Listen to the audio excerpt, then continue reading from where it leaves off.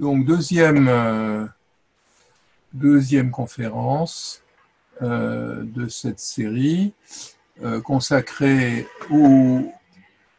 à une partie du rapport de Gehry avec les artistes. En effet, j'aurai l'occasion de revenir à cette question du rapport de Gehry avec les artistes en examinant sa collaboration avec Richard Serra et sa collaboration avec Claes Oldenburg, et aussi comment les artistes vont devenir des modèles de rôle pour lui très concrètement, et pas simplement les artistes modernes, mais des artistes du Moyen-Âge ou du baroque vont devenir des modèles de rôle pour lui dans des projets ultérieurs. Mais je voudrais rester dans ces premières années, ces premières décennies de la trajectoire de Gehry et voir comment la rencontre avec les artistes de Los Angeles est déterminante dans la transformation de sa manière de faire. Alors, repartons du début des années 60 et de ces appartements Hillcrest que l'on voit ici dans une photo en couleur ancienne, donc cet ensemble qui essayait de faire semblant d'être un bungalow dans un quartier en train de devenir un quartier d'immeubles, aurait pu être le prélude à une série de projets commerciaux de Gehry. Il en étudiera beaucoup, en tout cas un certain nombre, il en réalisera fort peu. Le seul projet de Dingbat, d'ensemble d'immeubles de logement locatifs typiques du Los Angeles de l'après-guerre, il réalise celui-ci, Kenmore Apartments. C'est un grand bloc que vous voyez ici, avec une cour ouverte, avec une cour et une distribution assez rationnelle et assez peu je dirais qu'il manque un peu de fantaisie, mais ce n'était pas l'objet. Le seul élément architectural traité avec tant soit peu d'originalité est l'entrée. Gehry étudie beaucoup de projets, n'en réalise que très peu. Voilà l'un des plus intéressants de ceux qu'il ne construit pas. C'est l'immeuble d'appartement, un immeuble d'appartement à Newport Beach, qui est une des plages du sud de Los Angeles, dans l'Orange County. Ce sont les Via Lido Apartments. Vous voyez le plan. La parcelle est une parcelle triangulaire, curviligne. Et Gehry reprend ce jeu de vertical et d'horizontal, les cheminées, les balcons, les grandes dalles, qui avaient été celles de l'immeuble Hillcrest, mais bien sûr sans sa toiture. Donc un projet, une architecture balnéaire assez plaisante. Le dessin est un dessin authentiquement de lui et non pas un dessin ambigu comme ceux que j'évoquais hier. Et on voit donc une des directions possibles que l'agence aurait pu prendre au début des années 60. Les choses commencent à changer avec cette commande pour une entreprise de bijoux assez commerciaux, une entreprise qui vend des bijoux dans les shopping centers de toutes les États-Unis. Il se trouve que le patron de la branche californienne est lié à Wesley Bilson, qui avait été l'un des investisseurs de l'immeuble Hillcrest, et donc par ce réseau, Gehry entre en contact avec Hal Tratner, qui avait passé pas mal de temps au Japon. C'est donc un projet dans lequel l'aspect japonisant de la démarche de Gehry et Walsh se trouve assez bien accueilli. Il s'agit de faire un immeuble de bureau et un grand stockage derrière sur le bord d'une avenue assez passante, Fairfax de Los Angeles.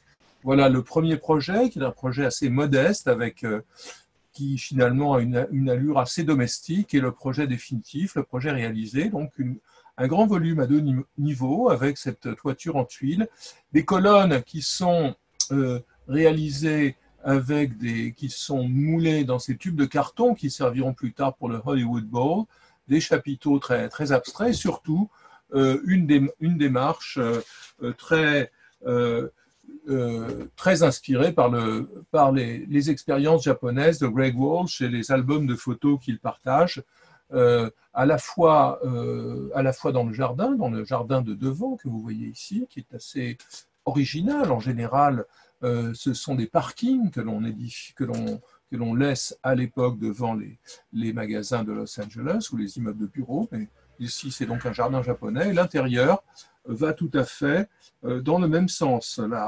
La presse remarquera que la leçon, je cite, de l'architecture japonaise a été prolongée au-delà du simple décor pour trouver une solution convaincante. Et ce que vous voyez tout à fait ici, donc les traverses, les ossatures en bois visibles, les portes coulissantes, une logique qui est effectivement totalement identifiable. Pour Kay Jewelers, Gehry va s'engager dans ses premiers projets commerciaux avant les magasins Magnin dont j'ai parlé hier, et j'ai trouvé ces planches de croquis que je trouve tout à fait passionnantes, ces explorations publiées donc dans le premier volume de mon monumental ouvrage et qui permettent de voir, c'est un dessin apparemment fait à quatre mains, Gehry d'un côté, Walsh de l'autre, et vous les voyez qui échangent des idées sur la manière de composer les vitrines et la signalétique et d'éclairer ces petits magasins situés dans des centres commerciaux.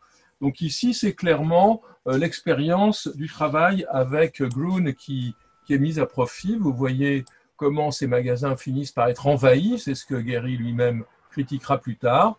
Mais vous voyez aussi à droite un travail assez délicat sur l'intérieur, que les marchandises détruisent un peu visuellement. Gehry dira qu'il avait dessiné les détails du lieu comme si c'était un beau meuble, et qu'en fait il a trouvé un ébéniste finlandais qui va travailler pour lui sur ce projet. Donc une miniature dans laquelle vous voyez aussi comment l'éclairage est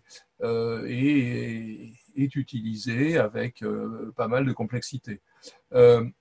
Ici, la première publication dans la presse professionnelle relative à l'agence de Gehry et Walsh, que vous voyez dans cette page de Designers West en 1965. Les deux associés, Frank et Greg, sont vus dans leur bureau et leur agence est décrite rapidement. Le commentaire est assez élogieux. Aucun loft, aucun grand espace, parce que ce grand espace, c'est un de ces hangars à ossature bois que l'on trouve tout au long des rues de Los Angeles. Aucun loft n'a jamais été traité si bien, avec son sol verni, tout très simple et économiquement effective. Donc une esthétique assez restreinte, peut-être aussi du japonisme dans les cloisons, et en tout cas un lieu dans lequel l'agence commence à déployer des projets plus ambitieux, notamment des immeubles de bureaux ici. Vous en voyez un qui est étudié pour Edgar Steeves. Steeves, c'était le client de la première maison de Gehry et Walsh. Et je reviens sur Walsh à cette occasion, puisque l'on voit ici leur agence. Les réminiscences de Walsh sur son travail avec Gehry sont intéressantes. Il se confiera dans une interview dans les années 90. Quand nous travaillions ensemble, a-t-il dit, Frank toujours avait les idées conceptuelles. J'étais celui qui les mettait au point. Mais il y avait des recouvrements et dans les deux directions. Et c'était presque toujours les clients de Frank. J'étais un dessinateur, un très mauvais maquettiste, mais je faisais de bons dessins. Et donc, c'était cette capacité à aller au-delà des esquisses initiales avec Gehry que Walsh va maîtriser. Alors ici, l'exemple d'un petit projet qui ne s'est pas fait, un immeuble de bureau avec une ossature de béton. Ce qui est intéressant, c'est la recherche. C'est déjà ce qui caractérise Gehry aujourd'hui, qui est une démarche toujours en éveil, expérimentale et obstinée dans la recherche de solutions, des solutions les plus variées. Donc vous voyez ici 3 versions de la façade pour un immeuble dont la structure est une sorte de table en béton, et une version rendue ici par Carlos Diniz, ce dessinateur, ce rendeur qui sera très important à Los Angeles pour tous les architectes Corporate. C'est Diniz qui sera le premier rendeur avec une esthétique fondée sur l'usage de l'encre de Chine extrêmement raffinée, une grande capacité à faire des perspectives urbaines. Diniz travaille brièvement avec Walsh et Gehry ici. Ils s'étaient connus chez Gruen, je vous le rappelle. Un tournant tout à fait déterminant dans l'analyse de Los Angeles et le changement de la tectonique que l'on trouve dans ce projet. Ici, Gehry affirme qu'il s'intéressait beaucoup au travail de Paul Rudolph, par exemple, et donc au brutalisme de la côte Est, mais tout ça va changer avec ce projet pour Faith Plating, qui est une entreprise qui chrome des pare-chocs de voitures et des pièces mécaniques diverses, qui est implantée sur Santa Monica Boulevard, un des grands boulevards de Los Angeles, et sur lequel se trouve toute une série de bâtiments extrêmement monotones. En voici un que l'on appelle à Los Angeles les dumb boxes, les boîtes idiotes, et que dans son livre sur Los Angeles de 1971, Rayner Banham évoque ainsi: quiconque veut commencer à comprendre visuellement Los Angeles doit accepter, voire célébrer leur statut normatif. Le cube enduit a maintenant pris un nouveau statut, celui de définir une base vernaculaire à partir de laquelle une architecture plus consciente va pouvoir se développer.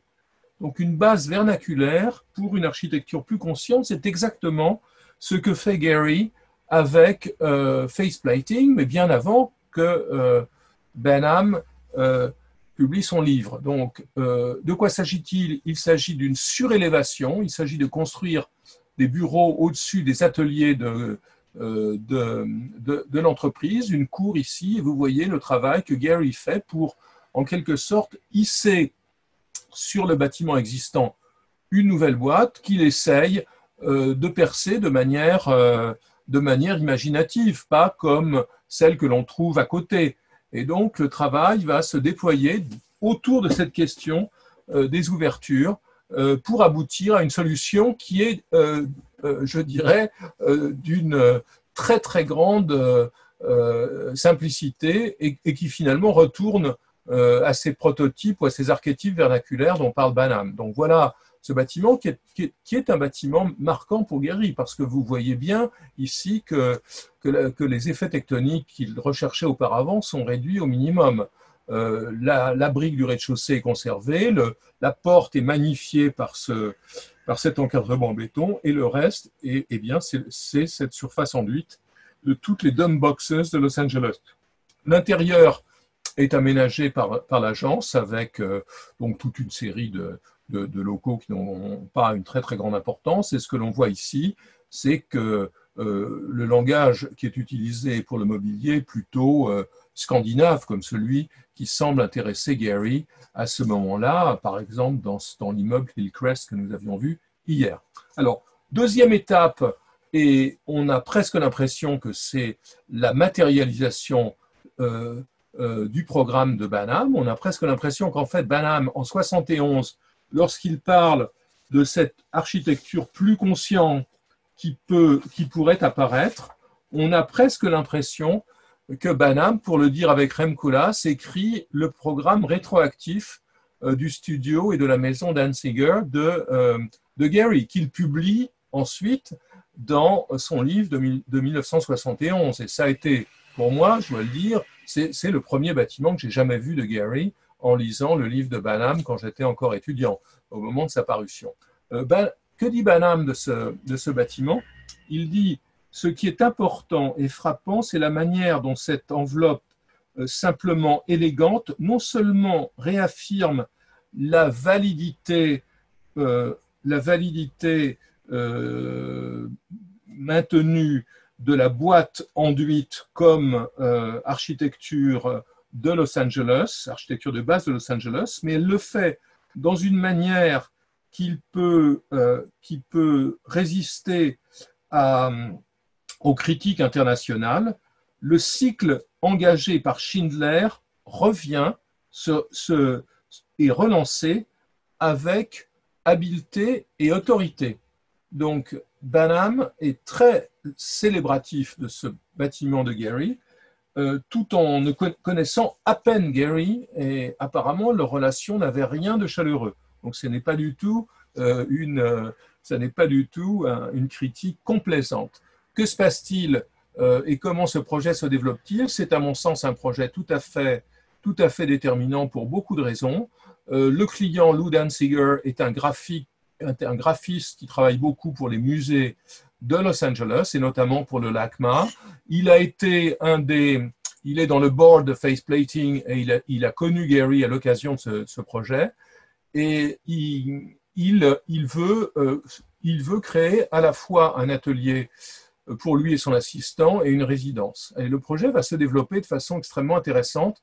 Vous voyez à gauche une des premières variantes avec ces deux entités, deux éléments de programme qui sont jumelés en quelque sorte, qui flottent au-dessus du sol. On y trouve ces éléments verticaux et des traitements architecturaux qui me font penser personnellement à cet ensemble d'Irving Gill, qui est un ensemble extrêmement déterminant dans la modernisation de l'architecture de Los Angeles, puisqu'il est construit pendant la Seconde Guerre mondiale, avant l'arrivée, au moment où Schindler arrive et bien avant l'arrivée de Neutra. Donc, le travail sur ce studio et cette habitation, un travail compliqué en plan, de réglage des deux séquences spatiales, la séquence assez découpée de l'habitation, la séquence beaucoup plus, le volume beaucoup plus ouvert du studio de l'atelier avec sa chambre noire pour le graphiste, et toute une série de réflexions sur le groupement de ces masses, plus ou moins hiérarchiques, plus ou moins en lévitation sur le sol, le traitement aussi des toitures et des dispositifs captant la lumière du jour avec des solutions traditionnelles d'ateliers, de sheds, comme on dit en français, orientés vers le nord. Donc c'est un projet qui est extrêmement complexe dans sa mise au point. Longtemps, l'idée de le faire flotter, de le faire léviter au-dessus du sol et de le rendre ainsi assez spectaculaire est considérée. Cette idée est abandonnée. Finalement, ce bâtiment commence à devenir une sorte d'abri et l'exigence de la protection acoustique vis-à-vis de l'avenue, vis-à-vis de Melrose, s'affirme dans le même temps qu'un langage semblable à celui d'un des projets que nous venons de voir pour Faceplating se met en place avec ces grandes fentes verticales ou horizontales. Donc beaucoup de recherches sur ce projet pour arriver à un dispositif très simple, deux boîtes construites en ossature de bois et enduite. Donc il y a ici un travail très méticuleux de Gehry, très original sur l'épiderme, qui là aussi l'ancre dans la culture matérielle de Los Angeles. Plutôt que d'utiliser un enduit traditionnel au plâtre, il dit qu'il aimait à l'époque l'enduit rough, l'enduit brut, et son idée était d'utiliser ce qui s'appelait le tunnel mix, c'est-à-dire l'enduit en ciment projeté qui était utilisé sur les sous-faces des ponts d'autoroute et dans les tunnels routiers de Los Angeles. Donc, Gehry va faire beaucoup d'expériences avec l'entrepreneur pour finalement arriver à mettre en place cet enduit projeté et très, très, très rugueux qui va trancher avec tout ce que l'on trouve sur Melrose. Donc ça, c'est l'extérieur du bâtiment que l'on voit ici. À l'intérieur, mise au point de cette volumétrie en définitive, qui est une volumétrie très, comme vous voyez ici, simplifiée par rapport aux premières hypothèses.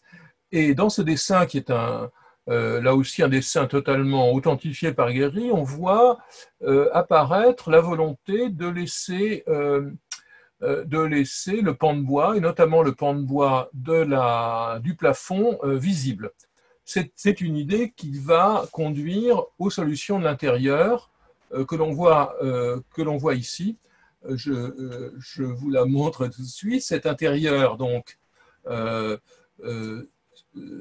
avec un plafond en bois visible, avec des réseaux électriques visibles, eh bien, c'est ce que Gehry découvre au même moment lorsqu'il commence à voyager et à fréquenter les artistes new-yorkais dans leur loft de Soho. C'est une pratique qui n'était pas très en vogue à Los Angeles, mais qui l'importe de ses voyages sur la côte Est. Le projet définitif, donc, le voici, le studio avec la chambre noire, l'habitation au rez-de-chaussée qui étend ses chambres au deuxième étage et qui a un espace à double hauteur et le parking. Donc, ici, une remarque importante, Gehry s'est beaucoup attaché à combiner des lumières différentes, des formes d'éclairage différentes. Il se préoccupe, dira-t-il dans une interview plus tardive, j'étais opposé au studio, aux ateliers ayant seulement une lumière du nord, et donc j'ai réfléchi à la manière de combiner lumière froide et lumière chaude à l'intérieur de l'atelier, de façon à lui donner plus de relief, et c'est donc de façon à ce qu'elle se combine au niveau des utilisateurs. C'est donc ce qu'il va faire, conjuguer ces différents types de lumière naturelle dans l'intérieur. Alors voilà l'édifice achevé avec sa finition en enduit brut. Ces deux cubes extrêmement fermes et solides sur l'avenue qui, à mon sens, sont l'inspiration de cette lithographie de David Hockney, qui était dans le cercle des artistes que fréquentait Gehry à Los Angeles, et qui, à mon avis, n'a pas peint par hasard ce cube gris de Melrose Avenue, même si le numéro ne correspond pas, ce que j'ai bien entendu vérifier. Donc voilà l'intérieur de ce studio. Et les rencontres qui en découlent. Certains artistes de Los Angeles qui fréquentent Danziger et tout ce quartier où se trouvent les imprimeurs et toute une série de prestataires de services découvrent ce chantier et font la connaissance de Frank. L'un d'entre eux s'appelle Ed Moses, avec qui Frank va se lier d'amitié. Et Ed Moses aura un rôle significatif plus tard dans certains choix de matériaux que Gehry fera. C'est le moment aussi où Gehry rencontre Ed Ruscha, qui peint ce tableau iconoclaste ou muséoclaste du musée du comté de Los Angeles en feu. Et donc, nous voyons à la fois Gehry rencontrer ce nouveau musée et rencontrer les artistes qui y exposent et qui sont présents dans les galeries de Los Angeles. Le LACMA, le musée du comté de Los Angeles, le musée d'art du comté, est créé en 1965. Jusque-là, ce musée est un musée généraliste, dominé par l'histoire naturelle et bien plus que par l'art. Ce musée est construit par William Pereira et il est notamment investi par la philanthropie de la nouvelle classe émergente juive dont j'ai déjà parlé. Et c'est un musée dans lequel Gehry est très rapidement engagé aux côtés de ses amis artistes. On voit ici on le voit ici dans un vernissage avec des artistes qui vont être très importants pour lui. John Altoon qui mourra assez jeune, Bankston pour lequel il fera une exposition au LACMA, dont je vais parler dans une seconde, Larry Bell qui sera un de ses amis les plus proches. Gehry commence à fréquenter, s'afficher et à préférer la compagnie des artistes à celle des architectes. En 65, le musée vient d'ouvrir. Gehry et Walsh, grâce à Lou Danziger, grâce aux graphistes dont ils ont construit le studio, Gehry et Walsh se voient confier la scénographie d'une première exposition sur les trésors d'art du Japon. Et ils ont l'occasion de mettre en œuvre cet amour du Japon et cette connaissance pratique qu'en avait Walsh, et de commencer à réfléchir sur ce que c'est que la scénographie d'une exposition. Ils le font notamment en travaillant très longuement sur le parcours. Ici, une des images, deux images de la réflexion sur un parcours qui est un parcours strictement chronologique, qui commence avec le Japon le plus ancien, le Japon archaïque, et qui arrive jusqu'à Edo au travers de toute une série de pièces, de toute une série de surprises visuelles étudiées en 3 dimensions. Il y a aussi un travail sur l'utilisation des textiles, sur l'utilisation des ossatures en bois qui relient, comme vous voyez ici, les panneaux qui relient les simèses. Voilà l'élévation sur laquelle travaille Walsh pour essayer de caler les éléments en 3 dimensions et les peintures. Et vous voyez ici la partie la plus spectaculaire de l'exposition, qui est cette présentation de kimono au-dessous de ces petits abris en tissu. C'est donc un exercice de style autour du japonisme qui est fort bien accueilli par la presse locale. Au LACMA, Gehry fera près d'une douzaine d'expositions. J'en évoquerai une ou deux autres aujourd'hui. J'évoque celle-ci qui va suivre rapidement. C'est l'installation de la collection de sculptures de Norton Simon. Norton Simon est un homme d'affaires extrêmement avisé, un très grand collectionneur d'art, et notamment d'art de la Renaissance et du baroque, mais aussi d'art moderne. Sa collection d'art moderne est tout à fait considérable et comprend des Giacometti, Lipchitz, Mayol et aussi Matisse. Vous voyez ici cette idée pour l'installation des dos de Matisse dans cette exposition qui va être tout à fait marquante pour le musée du Comté, pour le LACMA. Par la suite, Norton Simon se dissociera du LACMA et prendra le contrôle du musée d'art de Pasadena qui porte aujourd'hui son nom, le Norton Simon Museum. Mais ici, on voit Gehry et Walsh vraiment s'engager dans la réflexion sur ce que c'est que l'espace du musée et le rapport de l'architecture à l'art. Dans le même temps, et c'est très important, Gehry, dont la sœur est active dans le domaine de l'art. Sa sœur est une pédagogue qui travaille avec des galeries et des musées. Et au travers d'elle, il connaît aussi un certain nombre de gens, mais surtout, il fait lui-même sa propre culture. Il insistera beaucoup sur l'importance de cette exposition du Jewish Museum de New York en 1966, Primary Structures. Et c'est une exposition importante. Pourquoi? Parce qu'il s'agit de la première manifestation de groupe de ce que l'on va désormais appeler le minimalisme. C'est la première exposition qui rassemble toute une série d'artistes de l'art minimal. Et Gehry est particulièrement frappé par cette œuvre de Karl André, cette rangée de briques qu'André a commandée au téléphone à une entreprise qui est venue l'installer. Donc l'idée d'un art qui ne passerait plus par l'usage de la main, mais par le téléphone, ce qu'avait fait avant André, bien sûr, dans les années 20, Laszlo Moholy-Nagy, ça fascine beaucoup Gehry. Dans le même temps, en termes de sociabilité, et c'est ce qui est sans doute déterminant, il passe beaucoup de temps avec les artistes de la Ferris Gallery, cette galerie qui a été créée à la fin des années 50 et qui rassemble beaucoup de jeunes artistes de Los Angeles. C'est le moment où tout d'un coup, une scène artistique apparaît à Los Angeles et où des artistes de très grand calibre, Bob Irwin par exemple, ou Ed Kienholz, avec qui d'ailleurs Gehry n'aura pas un rapport très, très chaleureux, contrairement aux autres, et puis d'autres que l'on a déjà vus, Moses ou Bankston, ces artistes deviennent vraiment les interlocuteurs de Gehry et non les architectes. L'importance de Los Angeles est considérable grâce à un des fondateurs de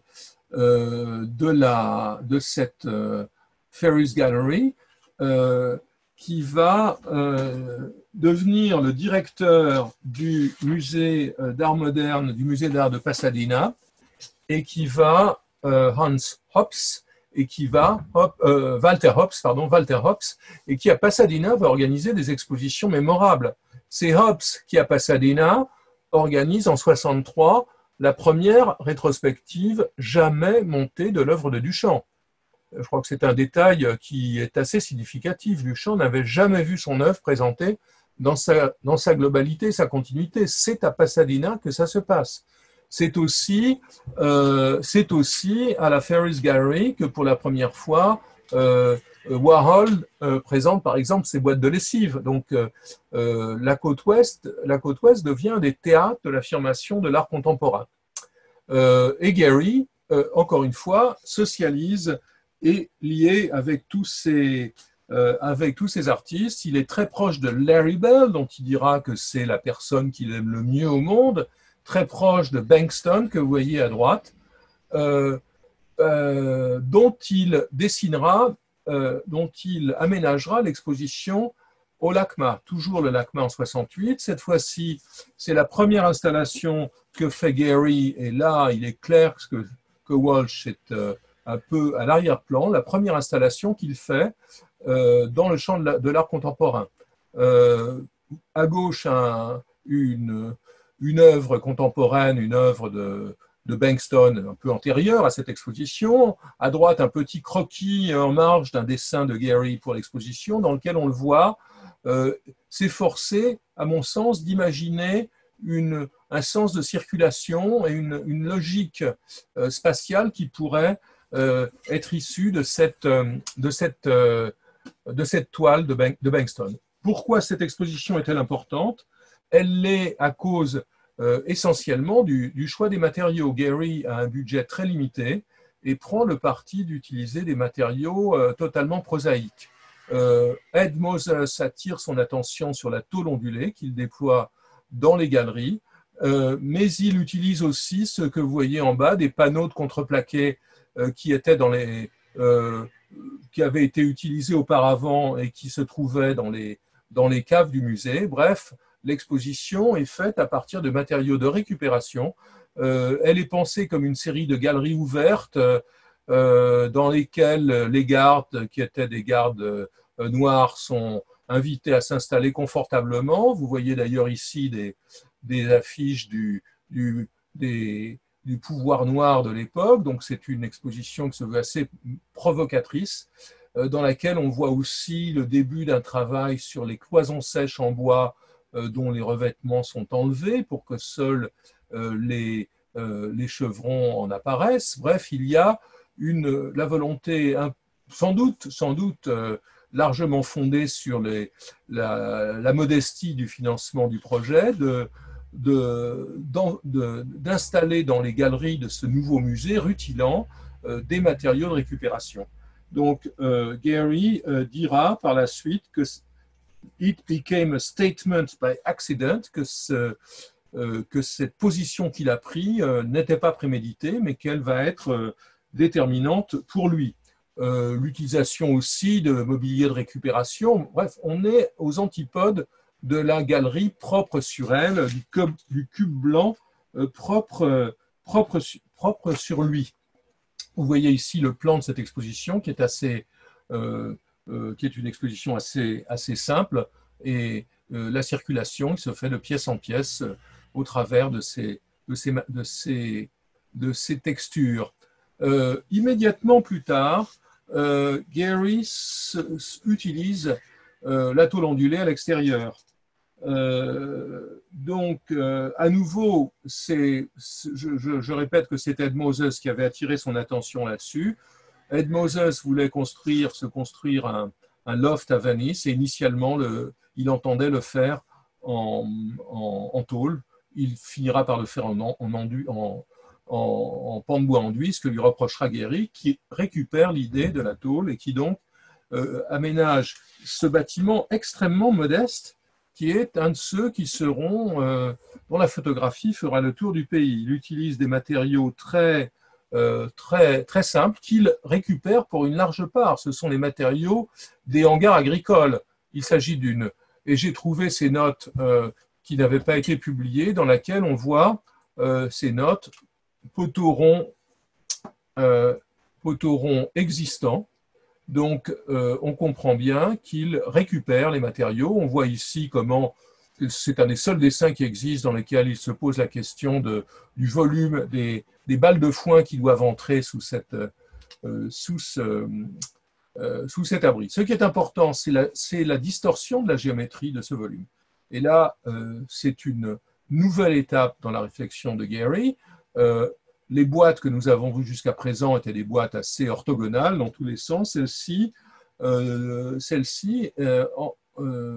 La toiture que vous voyez ici est doublement inclinée. Et Gehry s'intéresse clairement, comme il le dit à propos de ce bâtiment, à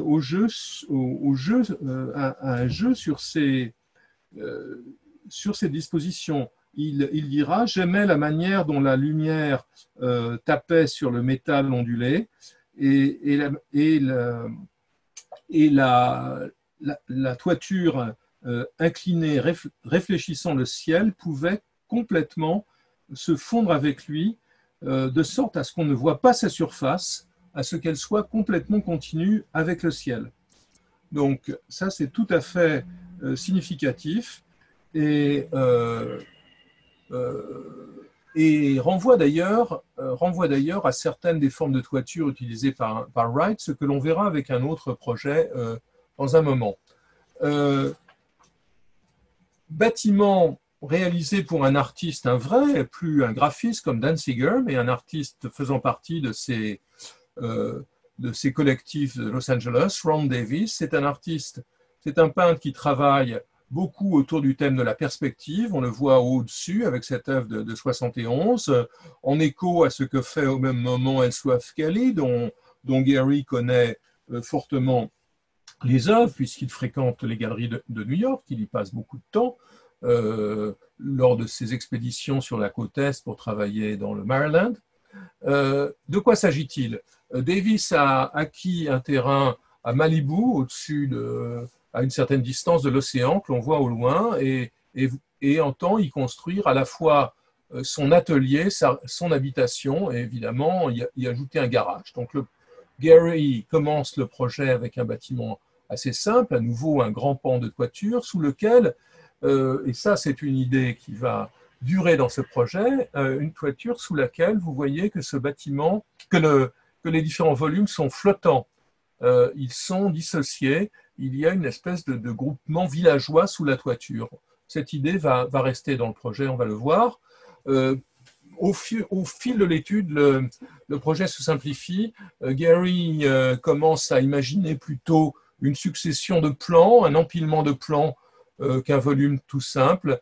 Et il travaille notamment, et c'est ce qui fait l'originalité de ce projet, à partir d'un dispositif expérimental.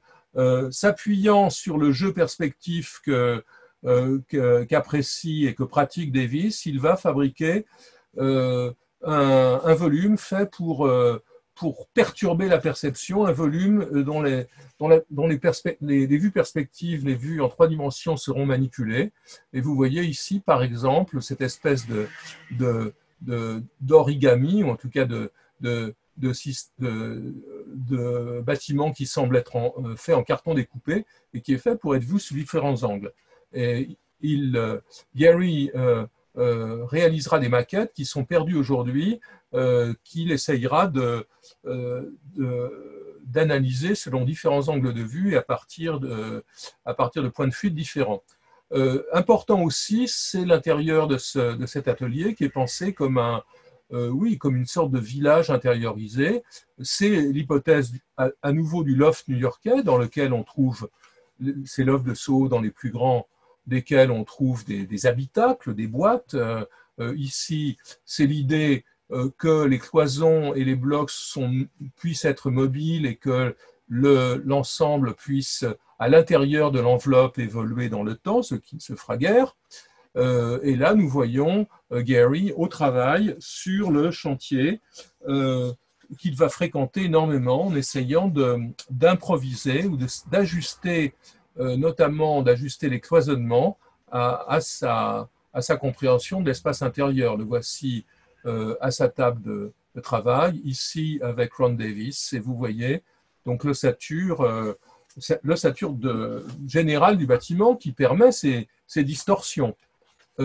Et ce qui me vient à l'esprit à ce propos, c'est lorsqu'on regarde la forme générale du bâtiment telle qu'on l'aperçoit ici, avant et après la pose du revêtement en tôle, eh bien c'est ce projet de Wright jusque dans son implantation avec la mer à l'horizon. Donc, encore une fois, certainement pas une coïncidence, la connaissance presque subliminale qu'avait Gary de Wright a sans doute été mise en œuvre ici. Donc ce bâtiment est achevé à l'extérieur et à l'intérieur, un croquis de Gary à droite un peu maladroit nous donne la clé. C'est un paysage habitable dans lequel le travail de Davis, mais aussi ses déplacements quotidiens peuvent se transformer assez facilement. Davis revendiquera une contribution déterminante dans le projet et finira par se brouiller avec Gary, considérant que l'architecte avait pris trop d'importance dans la diffusion du bâtiment, ce qui arrivera à Gary avec d'autres bâtiments. Donc pour Gary, c'est un bâtiment qui va, selon lui, débloquer une série d'autres possibilités. J'y passais, dit-il, beaucoup de temps, assis et le regardant pendant beaucoup de journées et de soirs, observant notamment les réflexions, les reflets de la lumière qui m'aidèrent dans ma maison. Dans la mesure où rien n'était parallèle, il était impossible de prévoir où allaient tomber les ombres et la lumière du soleil et où les reflets seraient et où les reflets se produiraient. Donc, un dispositif expérimental pour Gary aussi. C'est un bâtiment qui est découvert par Philip Johnson, qui est à l'époque l'éminence grise de l'architecture new-yorkaise et qui, du coup, va prendre Gary en affection et s'efforcer de le soutenir dans ses entreprises. Mais Johnson restera très critique. Il se moquera de Gary en disant « Je vois bien qu'il y a des perspectives, mais où sont les points de fuite? Je ne trouve pas les points de fuite. » Johnson sera critique, mais positif, et ce bâtiment sera largement diffusé dans la presse nord-américaine. Gary, après, ou en parallèle, je dirais, avec le travail réussi avec Davis, un échec. Les rapports avec les artistes ne sont pas toujours féconds, même si l'amitié demeure. Gary était assez proche d'Ed Ruscha, qui s'était intéressé, comme vous le savez sans doute, à l'architecture banale de Los Angeles, dans cette série d'albums photographiques qu'il publie au milieu des années 60, l'un d'entre eux, Some Los Angeles Apartments, rend compte de ces dingbats, de ces immeubles bizarres, ces immeubles de rapport bizarres comme celui que Gary a réalisé, que j'ai montré plus tôt. Ruscha s'intéresse aussi à la culture du bord des routes de Los Angeles et il amène Gary en voiture. Ruscha conduit Gary en voiture à 29 Palms, qui est un oasis qui se trouve dans le désert à côté de Palm Springs pour inspecter un terrain sur lequel il veut se faire construire une maison. J'ai trouvé les planches contact de ce voyage sur le terrain et la première esquisse de Gary pour le projet d'une maison qui aurait été une maison, comme vous le voyez ici, une maison en L dans laquelle aurait coexisté l'atelier et la et l'habitation et les chambres de Rushdie. Mais ils ne s'entendent pas.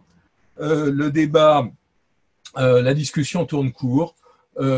Rushdie disant, qui s'intéresse beaucoup au vernaculaire monotone, disant au fond, à Gary, au fond, ce que j'aimerais bien, c'est une maison ranch absolument banale, avec un anneau sur lequel je pourrais accrocher mon cheval le soir. Gary lui dit, mais donc tu n'aimes vraiment pas l'architecture?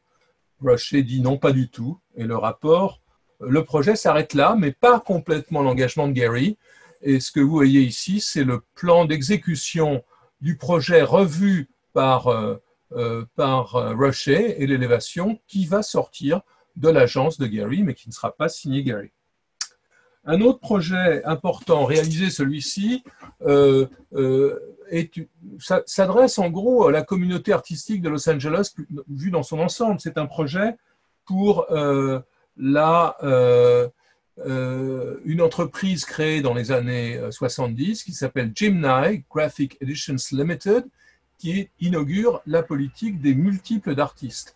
Et Jim Nye est installé sur Melrose, un peu à quelques blocs de distance du studio de Danziger, et crée et s'installe dans des hangars existants. Donc Gary, le premier travail de Gary est d'aménager un hangar existant, vous voyez ici.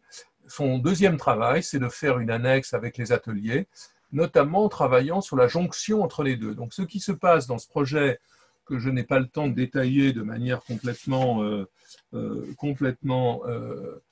poussée, c'est un projet extrêmement... c'est surtout le premier projet dans lequel la géométrie des espaces et celle de la structure en bois se dissocient. Elles étaient encore dans la maison Ron Davis.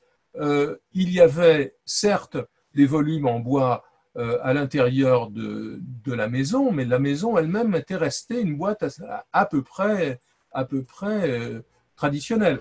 Ici, plus rien de cela. Gary joue des décalages, des distorsions entre la trame des verrières, celle des escaliers et celle des volumes.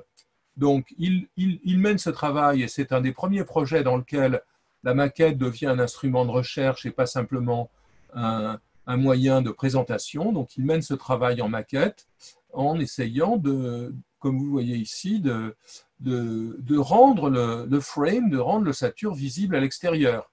Il travaille notamment, enfin ici c'est un de ses dessinateurs, il travaille notamment sur la jonction entre le premier bâtiment et le deuxième qui va tout d'un coup manifester sur, si je puis dire, sur l'avenue elle-même, la lutte intestine entre l'ossature et les murs se déroulant à l'intérieur du bâtiment. C'est ce que vous voyez ici. Vous voyez donc une première hypothèse pour cette jonction, on travaille sur les escaliers, et ici vous voyez comment à l'extérieur du bâtiment, eh bien, ce jeu de l'ossature est mis en scène grâce aux transparences. Donc Gary, ici, commence à jouer vraiment avec le mode de construction vernaculaire de Los Angeles.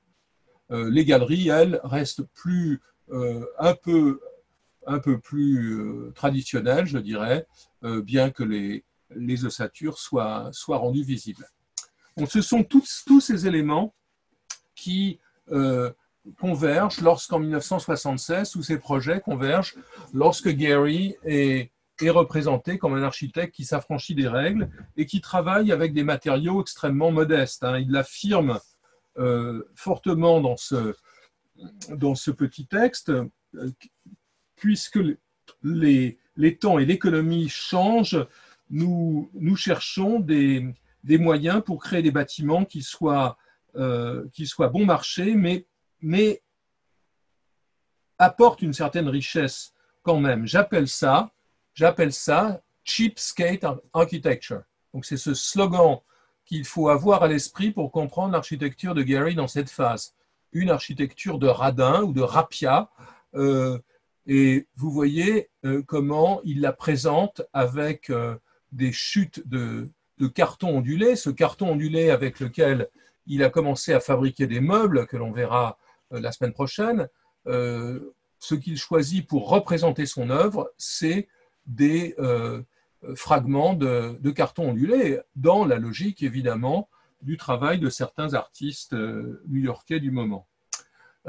Alors comment tout ceci se traduit dans ces projets pour les habitations, comment cette phase de transformation se traduit. Je ne vous avais pas montré cette maison hier, la maison Klein à Bel Air, milieu des années 60, la deuxième grande maison construite par Gehry.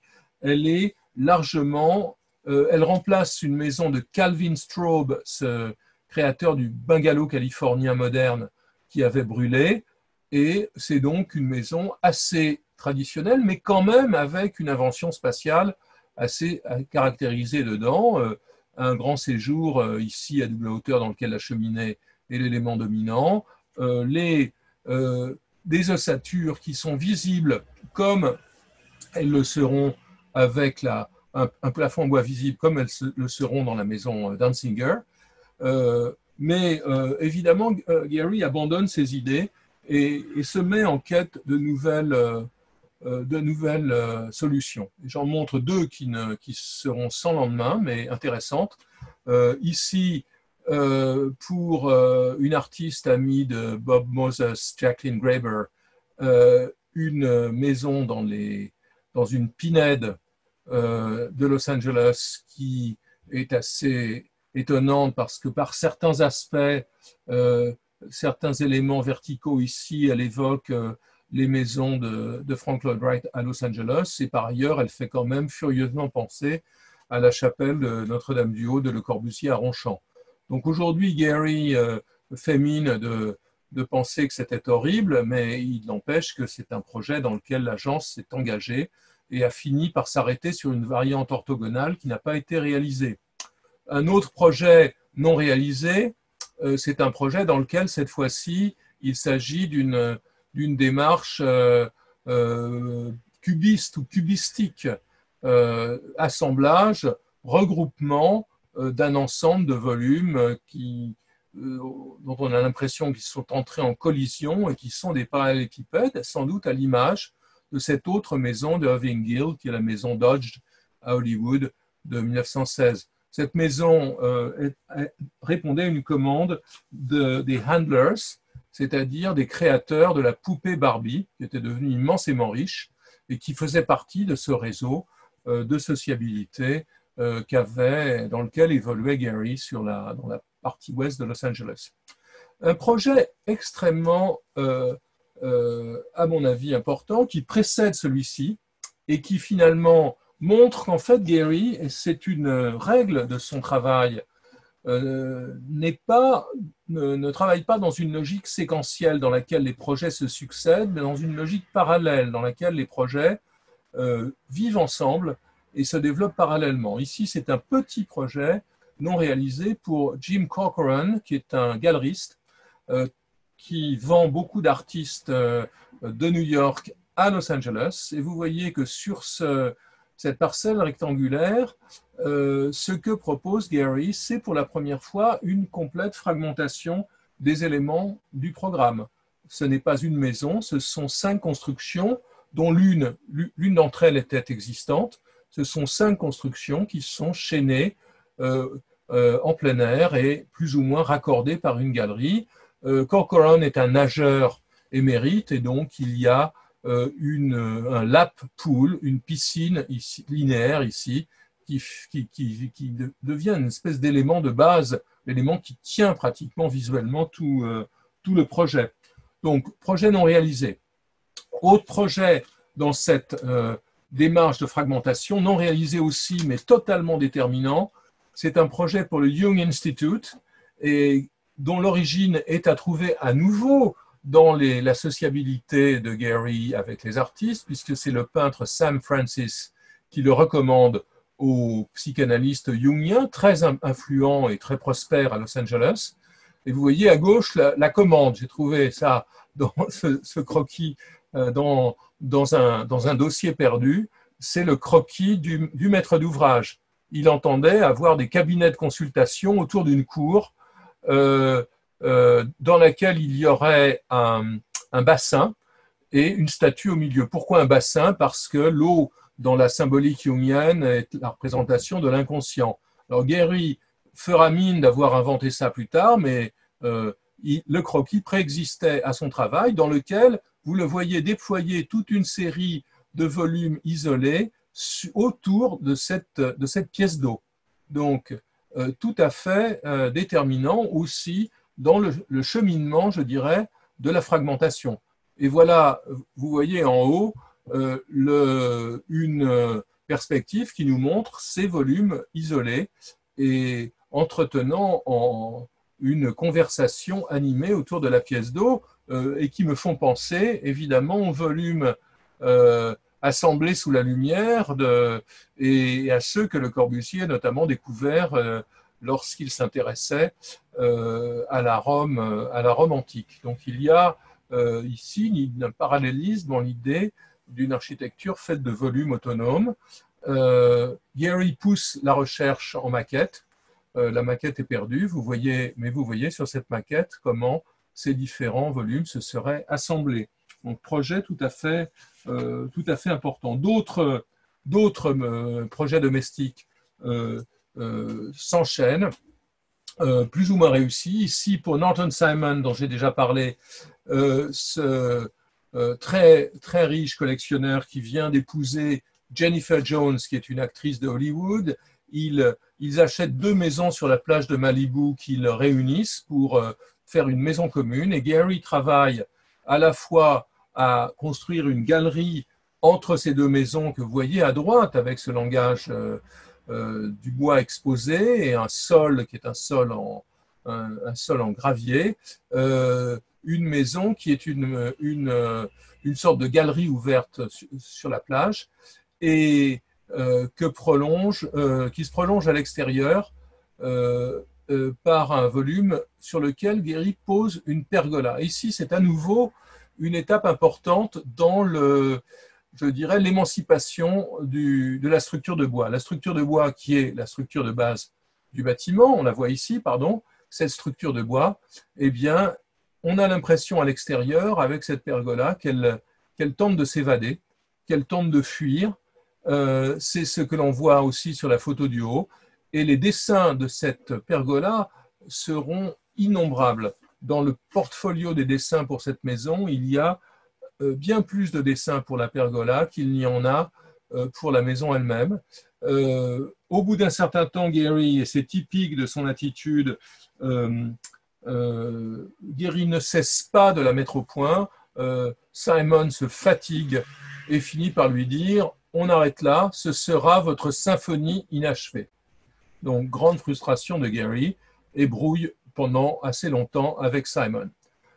Autre projet en gros contemporain, c'est une extension. Gehry n'en a pas fait beaucoup. Celle-ci est intéressante parce qu'elle annonce ce qui va se passer avec sa propre maison. Un bungalow assez traditionnel, une maison de l'entre-deux-guerres, se voit jouxté par un nouveau bâtiment, en quelque sorte, dans lequel les percements sont totalement différents. C'est une entreprise que mène Gehry pour créer des logements pour une partie des collaborateurs de l'agence qui finiront par s'y installer. Dernier épisode nous conduisant à sa maison de Santa Monica, ou plutôt épisode parallèle à nouveau, reflétant l'état d'esprit qui est le sien à l'époque. Gehry, en 80, installera une exposition sur l'avant-garde russe au LACMA, qui est une exposition tout à fait importante dans la redécouverte de l'avant-garde russe aux États-Unis, mais aussi qui révèle son intérêt pour les formes des Russes. Ici, vous voyez une vue générale et la reconduction du système des cloisons sèches mises à nu. Ici, la même chose, la recréation de l'exposition 0,10 de 1915, mais sans le carré noir de Malevitch qui n'avait pas pu sortir de Russie. Ici, vous voyez comment Gehry travaille sur ces matériaux bon marché, cheapskate à nouveau, qui sont tout à fait adaptés à la présentation des brochures des futuristes russes faites sur du papier d'emballage avant la guerre de 14. Dans le même temps, et il travaille aussi à, à l'installation aux installations de costumes et à ces plateformes évoquant, reprenant une des compositions de Lyubov Popova pour le théâtre. Et c'est là que se noue un des rapports sans doute les plus intéressants, difficilement contestables en tout cas, entre le travail de Popova, ici la machine scénique qu'elle conçoit en 1922 pour Meyerhold, machine avec des éléments mobiles, mais aussi avec ses ossatures de bois visibles, et cette maison sur laquelle familiale sur laquelle Gehry travaille à l'époque. Donc cette maison qui n'est pas réalisée est un objet extrêmement intéressant à cause de ça. On y voit vraiment l'idée, à nouveau, l'idée de l'ossature qui s'émancipe. L'ossature s'envole, ou en tout cas s'arrache à la maison, et elle le fait en suivant les traces de Popova. Et si l'on regarde le plan est un plan constitué par un rectangle et un grand carré pour la chambre principale. Et ce plan est un plan, évidemment, qui fait penser aux assemblages de rectangles ou de carrés de Malevich. Ici, un rectangle et un carré, un assemblage angulaire. Il est clair, à mon avis, que la relation est établie. Voilà d'autres hypothèses, des hypothèses de plan sur lesquelles on voit comment les volumes sont à la base assemblés avant que l'ossature commence à se dérégler. Un autre projet dans lequel le lien avec Malevich apparaît, c'est cette maison Whitney qui a été réalisée à Santa Monica, qui est complètement dans la logique du programme fractionné, la chambre d'amis, le garage, le séjour, le vestiaire de la piscine, tous ces éléments sont des objets isolés, conçus de différentes manières au cours de l'étude et qui, lorsqu'on les examine comme une composition d'ensemble, ont un air de famille troublant avec cette composition de Malevich de 1915, qui est au Musée d'Art moderne de New York, comme les deux carrés que j'ai montrés auparavant. Donc, ce n'étaient pas des œuvres qui étaient conservées dans des musées lointains de Sibérie, mais des choses qu'il était possible de voir à New York. Alors, tout ceci nous amène à parler une nouvelle fois du rapport de Gehry avec les artistes, et cette fois-ci avec les artistes de la scène new-yorkaise. Gehry est tout à fait lié d'amitié parce qu'il les a rencontrés à Los Angeles et ensuite à New York avec Jasper Jones et Robert Rauschenberg, et il est attiré par les combinaisons de matériaux, de textures, les jeux que les combines de Rauschenberg proposent depuis les années 50. Il est aussi extrêmement intéressé par le travail presque sadique de Mata Clark sur les immeubles qu'il découpe, qu'il perfore, qu'il martyrise, qu'il met à nu. Il dit aujourd'hui, aujourd'hui c'est je dirais, une connaissance qu'il a tendance à nier. Mais j'ai trouvé une lettre absolument extraordinaire que la galeriste de Mata Clark lui envoie peu avant sa mort, en 1977, en disant il y a un architecte de Los Angeles qui s'intéresse à ton œuvre, il aimerait te commander quelque chose. Et elle ajoute à l'attention de Mata Clark, il s'appelle Frank Gehry, il a bon goût en art contemporain pour un architecte. Donc vous voyez, Gehry reconnu ici par les gens du monde de l'art, mais Mata Clark meurt assez rapidement et l'idée de lui faire une œuvre à Los Angeles avorte. C'est donc Gehry qui lui-même va combiner tout ce que l'on vient de voir maintenant dans sa maison de Santa Monica construite entre 77 et 78.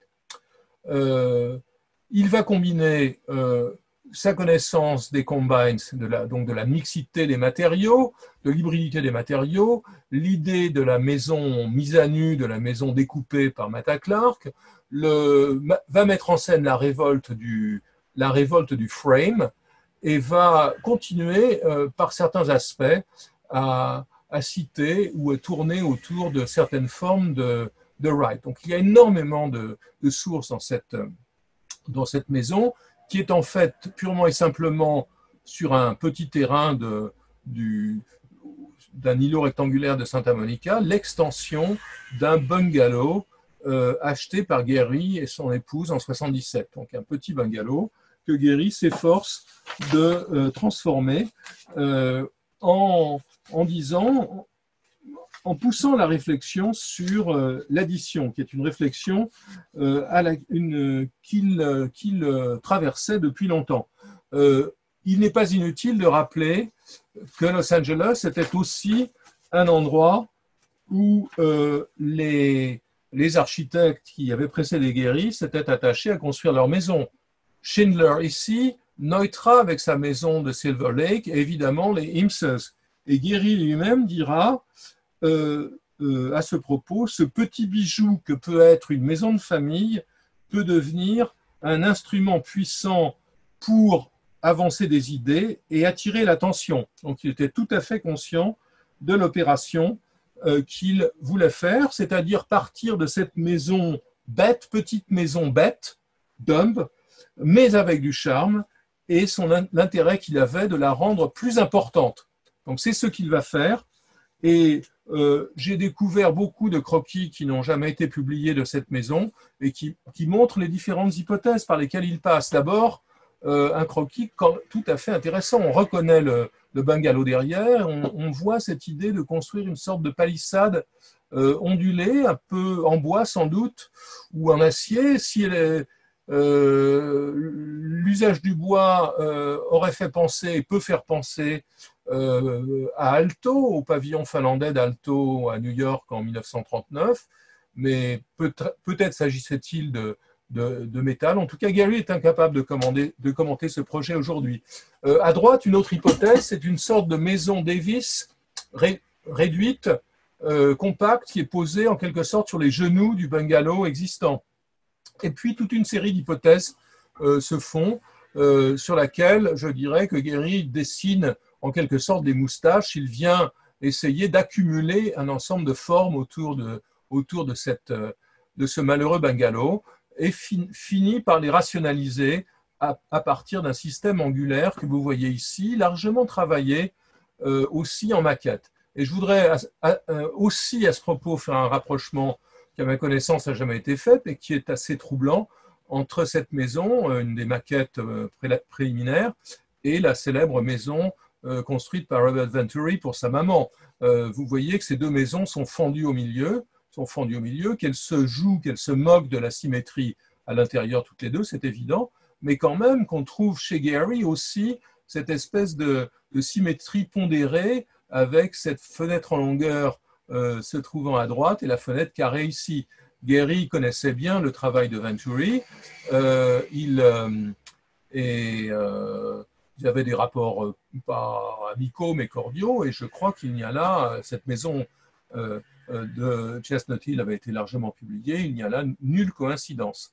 Donc la mise au point du projet est effectuée notamment par un dessinateur de l'agence qui vient de Cooper Union, qui est un élève de John Haydock, qui est très raffiné dans son utilisation du dessin et son travail sur les petits éléments de bois, et beaucoup d'énergie est consacrée à certains éléments, comme par exemple cette fenêtre, cette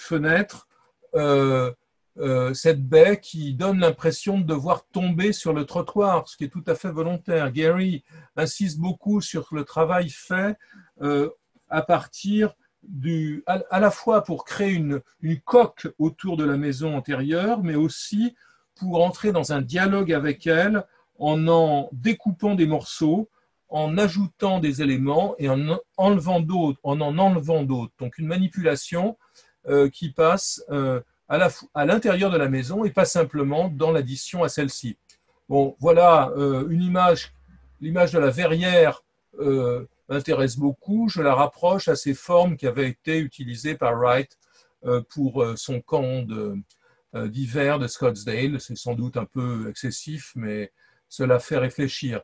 Et voilà le projet à peu près mis au point avec cette cette verrière qui donne l'impression de devoir tomber. Gehry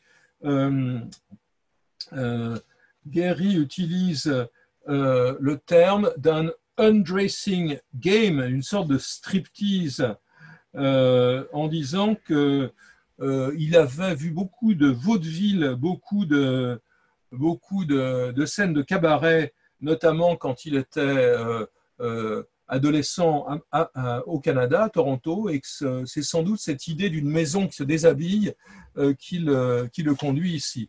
Donc je n'entre pas dans tout le détail, je vous montre simplement une des maquettes de travail qui est intéressante.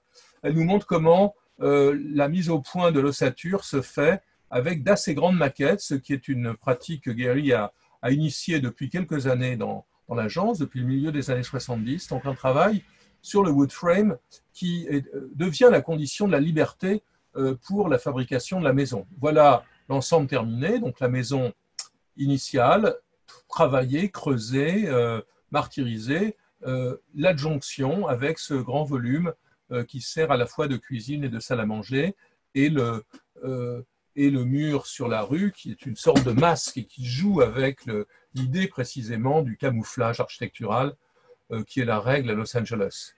La maquette finale, la mise au point des détails par Lou Bowicki, cet assistant formé par Haydock, et le chantier, qui est un chantier assez low-tech, comme vous le voyez ici, et suivi de très près par Gehry, dans lequel on le voit travailler à la fois à la base avec du contreplaqué, qui est le matériau dominant de l'architecture domestique de Los Angeles, mais un contreplaqué qui est soit laissé brut, soit recouvert de tôle ondulée, les éléments reliés par du grillage, toutes sortes d'éléments prosaïques de la culture matérielle, à nouveau du vernaculaire de Los Angeles, de la même manière que Eames, dans sa maison, avait utilisé des systèmes de métal d'une très grande banalité utilisés pendant la guerre. Voilà donc cette maison qui est fort connue aujourd'hui, devant laquelle s'arrêtent des autobus entiers d'étudiants en architecture. La voici dans une étape antérieure.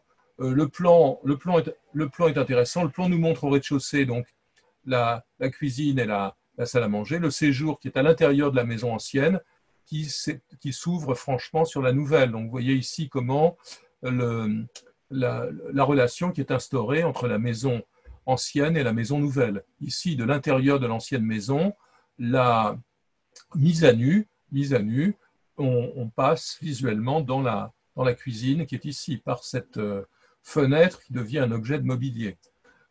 Philip Johnson, qui sera un très grand partisan de cette maison, qui sera à nouveau un supporter de Gehry, se moquera de lui en lui disant « Je ne comprends pas, Frank, quand on est ici, lorsque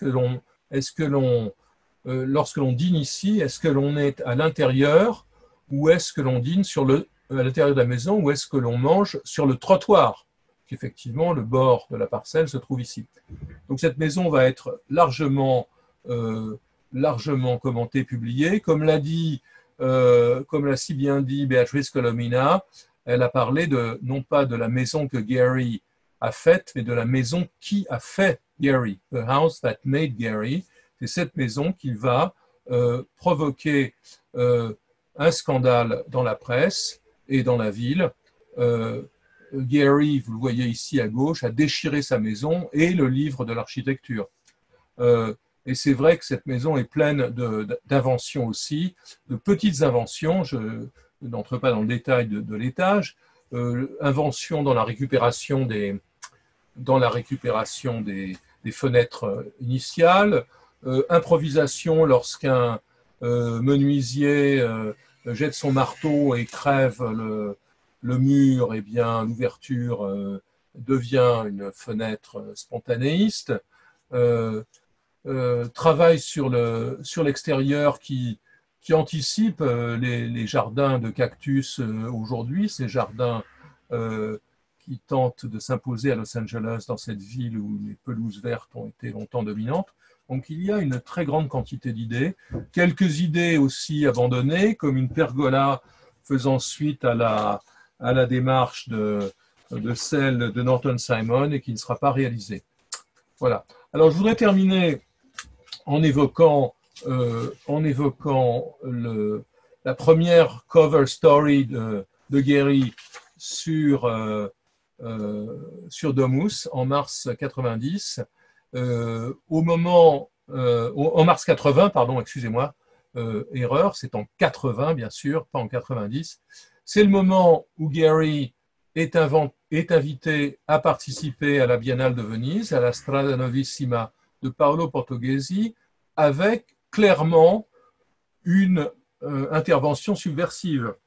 Il refuse, il y a deux interventions vraiment subversives dans cette biennale, c'est le long parmi les 20 boutiques de la Strada Novissima, c'est celle de Rem Koolhaas et celle de Gehry. Vous voyez qu'il se refuse à utiliser toute forme de colonne et qu'il utilise le wood frame, le cadre de bois de Los Angeles, donc il importe à Venise et qu'il l'utilise pour faire quoi? Pour mettre en scène le bâtiment lui-même, pour attirer l'attention avec cette perspective sur les fenêtres de la Tana, des corderies de l'Arsenal. Donc c'est une œuvre qui, contrairement à la plupart des autres, est site-spécifique et se moque vraiment de l'aspect nostalgique de la commande de Portoghesi. Voici les esquisses de ce projet, telles qu'elles ont été conservées, de cette intervention. Et je voudrais terminer en donnant la parole à Alessandro Mendini, qui est le directeur de Domus et qui, dans ce numéro de 80, à mon avis, propose une analyse tout à fait remarquable, tout à fait éloquente de l'œuvre de Gehry. Je n'aime pas utiliser des textes dans mes présentations, mais celui-ci est tout à fait important et j'en lis quelques passages que donne Mendini et je les lirai en anglais, si vous le permettez. En anglais plutôt qu'en français ou en flamand. For you, architecture seems to be more like a warehouse of architectural scenes, just like the scenes in a theater where bits of Mozart and Stravinsky, Vivaldi and Gershwin are jumbled together senselessly. Moreover, the magma that holds these cultural parts together, donc ces éléments musicaux ou autres, is conversely a pile of urban leftovers, fragments of fences, scaffoldings, sheds, rolling shutters, and electric light poles. The whole thing is fixed, not in the final phase, but on the building site or during dismantling, with wires, piping, windows, walls, and floors locked in the place. Donc, en conclusion, ces œuvres récentes de Gehry contrast with the stately tendency to create architecture for eternity. They are a counterpoint both to the modern movement and the hyper-technical construction. Voilà donc ce qui conclut ce cycle de l'œuvre de Gehry, dans lequel, comme vous l'avez vu, la liberté donnée par les modes de construction de la Californie du Sud ont été conjuguées avec l'inspiration puisée chez les artistes qu'il fréquente ou qu'il admire pour, fondamentalement, renouveler le langage de l'architecture domestique et bien au-delà. Merci.